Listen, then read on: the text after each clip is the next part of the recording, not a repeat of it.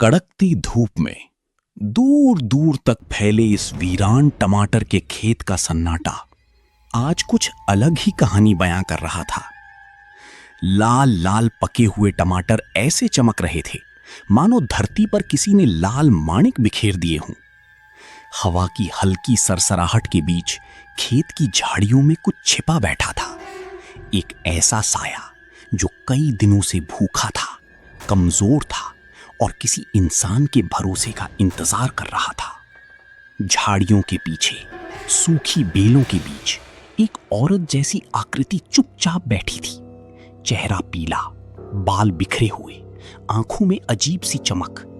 वो कोई साधारण औरत नहीं थी, वो एक चुड़ैल थी, कई दिनों से भूखी, इतनी भूखी कि अब उसमें किसी को नुकसान पहुंचाने की ताकत भी नहीं बची थी। उधर दूसरी ओर एक किसान अपनी मेहनत की फसल देखने उम्मीदों से भरे कदमों के साथ खेत की पगडंडी पर चला आ रहा था।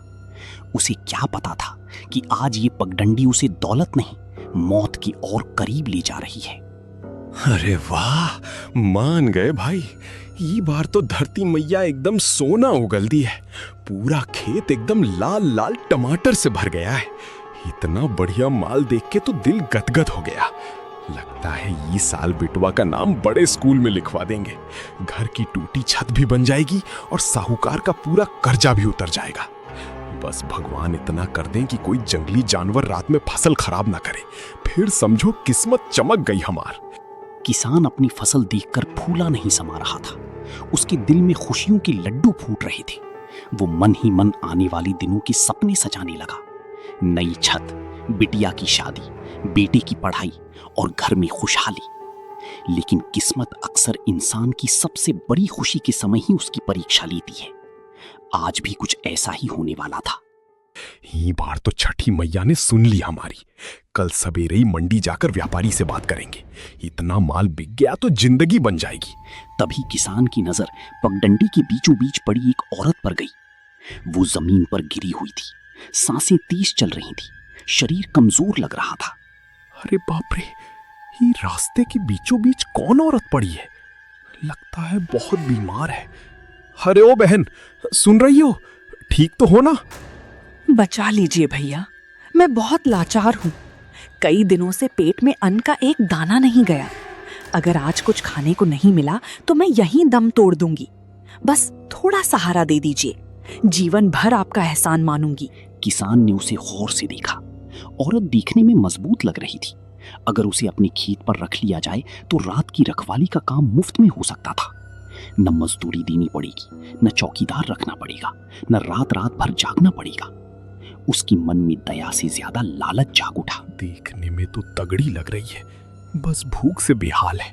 अगर इसे अपने खेत पर रख लें तो जानवरों से फसल बच जाएगी, एक पैसा भी नहीं देना पड़ेगा। ये तो एकदम फायदे का सौदा है। अरे बहन, हम कोई पत्थर दिल थोड़े ना है। चलो हमारा हाथ पकड़ो, पास में ही हमारा खेत है, वहीं एक छोटी झोपड़ी है, वहीं रहना खाना पीना मिलेगा। सच में भैया, आप तो हमारे लिए भगवान बनकर आए हैं। ये एहसान मैं कभी नहीं भूलूंगी। जो कहेंगे वही करूंगी। एहसान तो हम भी नहीं भूलेंगे और चुकाना भी तुम्ही को पड़ेगा। बेचारी चुड़ैल समझ रही थी कि उसे एक सहारा मिल गया है, लेकिन उसे क्या पता था कि ये सहारा दया का नहीं, लालच का था।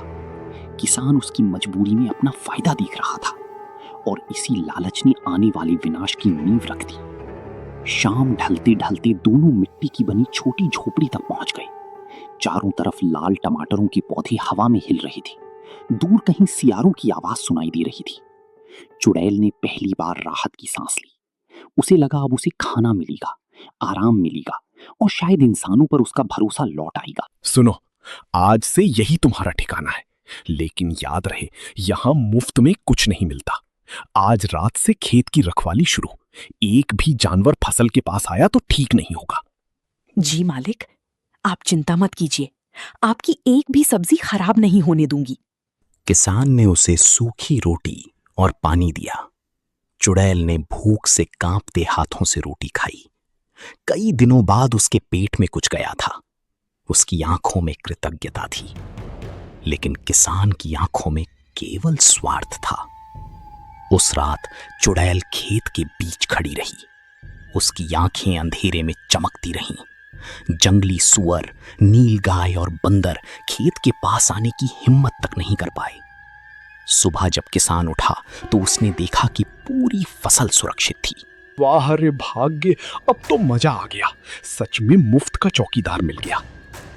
दिन बीतने लगे। चुड़ैल दिन में झोपड़ी साफ करती, पानी भरती, लकड़ियां लाती, खाना बनाती और रात भर जागकर खेत की रखवाली करती। किसान की फसल पहले से भी ज्यादा सुरक्षित रहने लगी। एक भी टमाटर खराब नहीं होता था।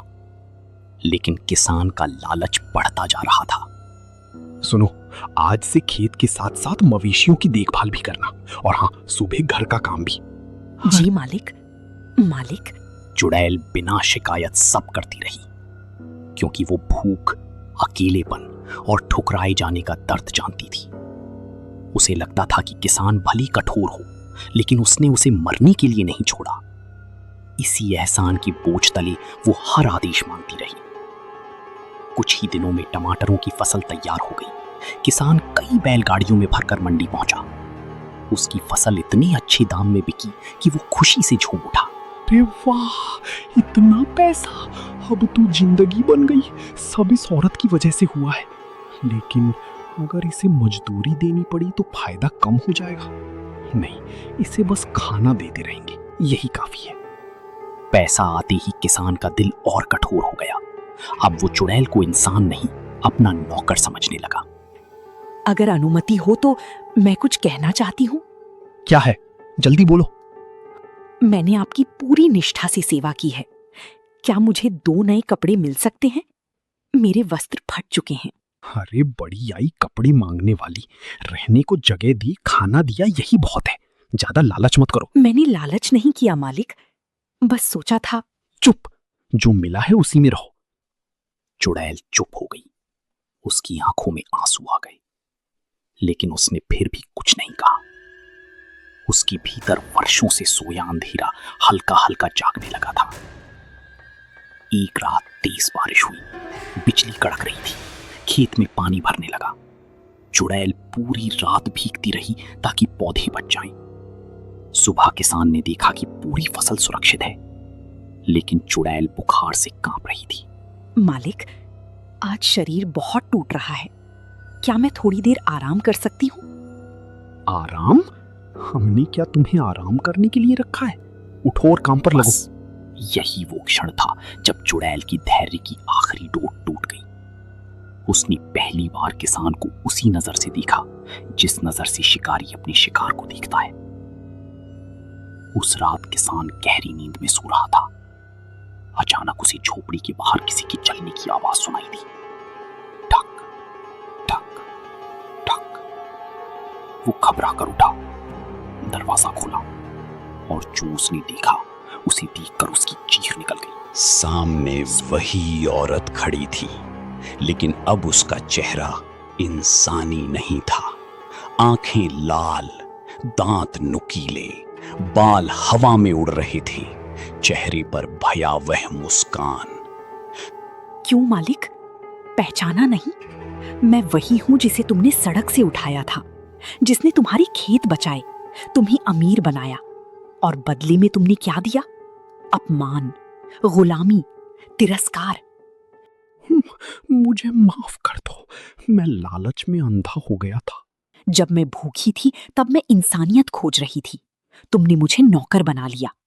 अब मैं तुम्हें तुम्हारी लालच की कीमत बताऊंगी। चुड़ैल ने अपने हाथ उठाए, तेज हवा चलने लगी, पूरा खेत कांप उठा। लाल टमाटरों के बीच गिरने लगे। कुछ ही पलों में हर टमाटर सड़ने लगा। ताजा लाल फल काले पड़ गए। खेत से बदबू उठने लगी। किसान घुटनों के बल गिर पड़ा। नहीं, मेरी मेहनत, मेरा सब कुछ बर्बाद हो गया। नहीं किसान, बर्बाद तुम्हारी फसल नहीं हुई, बर्बाद तुम्हारी इंसानियत पहले ही हो चुकी थी। चुड़ैल किसान के बिल्कुल पास आई। उसकी आंखों में जलता हुआ क्रोध था, लेकिन साथ ही एक गहरा दुख भी। अगर उस दिन तुमने मुझे इंसान समझा होता तो आज मैं तुम्हारी रक्षक बनी रहती, लेकिन तुमने मुझे गुलाम समझा, इसलिए आज से तुम इसी खेत की रखवाली बनोगी, हमेशा के लिए। इतना कहते ही उसने किसान को श्राप दे दिया। किसान की चीख रात के अंधेरे में गूंज उठी। अगली सुबह गांव वालों ने देखा कि किसान गायब था, लेकिन खेत के बीचों बीच एक नया बिजूका खड़ा था। उसका चेहरा बिल्कुल किसान जैसा था, आंखों में डर जमी हुई थी और वो हवा में चुपचाप झूल रहा था। चुड़ैल ने आखिरी बार उस खेत को देखा। उसकी आंखों में अब क्रोध नहीं था, सिर्फ एक ठंडी उदासी थी। फिर वो धुंध बनकर रात के अंधेरे में गायब हो गई। कहते हैं आज भी उस गांव के लोग उस खेत के पास रात में नहीं जाते, क्योंकि लाल टमाटरों के बीच कभी कभी एक औरत दिखाई देती है और हवा में एक फुसफुसाहट सुनाई देती है। भूखी को भोजन दो, सहारा दो, लेकिन उसके भरोसे का सौदा मत करो, वरना लालच की कीमत बहुत भारी पड़ती है। इंसान की सबसे बड़ी ताकत उसकी मेहनत नहीं, उसकी इंसानियत होती है। और जब लालच इंसानियत पर भारी पड़ जाए तब विनाश तय होता है। ये कहानी हमें यही सिखाती है कि किसी की मजबूरी का फायदा उठाना सबसे बड़ा पाप है, क्योंकि हर कमजोर दिखने वाला इंसान सच में कमजोर हो ये जरूरी नहीं। कभी कभी वो आपके भाग्य का रक्षक भी हो सकता है, और अगर उसका दिल टूट जाए तो वही आपके विनाश का कारण भी बन सकता है।